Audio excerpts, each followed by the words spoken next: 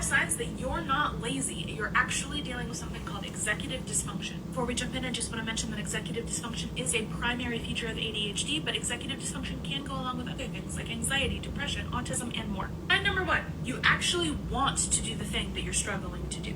Laziness, which there's a big discussion on whether or not laziness is evil. The worst part about executive dysfunction is that you actually believe that you're lazy.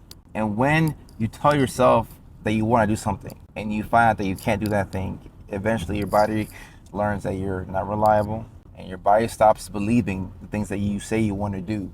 So you have this conflict, this internal conflict between needing to do the dishes and knowing that you can't get it done. And you can't get the dishes done, but you've already told yourself that you can't get the thing done because you've had these desires before in the past where the house was dirty, the room was dirty, the dishes were dirty, the emails weren't sent, and you told yourself that you were going to do it, and you just never did it. So at some point, you just figured it's better to stop hoping and wishing that you can get this thing done. If you struggle with executive dysfunction, I think the first thing that you have to do is you have to eliminate the shame. You have to make it okay for yourself to sit there in a dirty house. You have to make it okay to not have taken a shower in a week.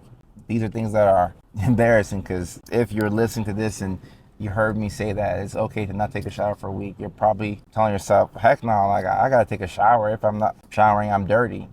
And it's a judgment that you place upon yourself that gets you further and further away from a solution.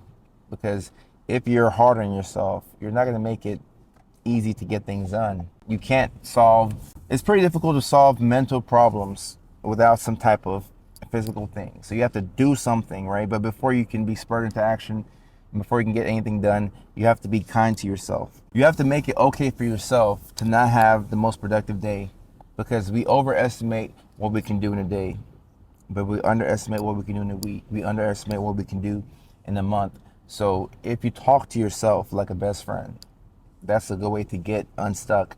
Notice how all of your friends, for the most part, they talk to you in uplifting ways.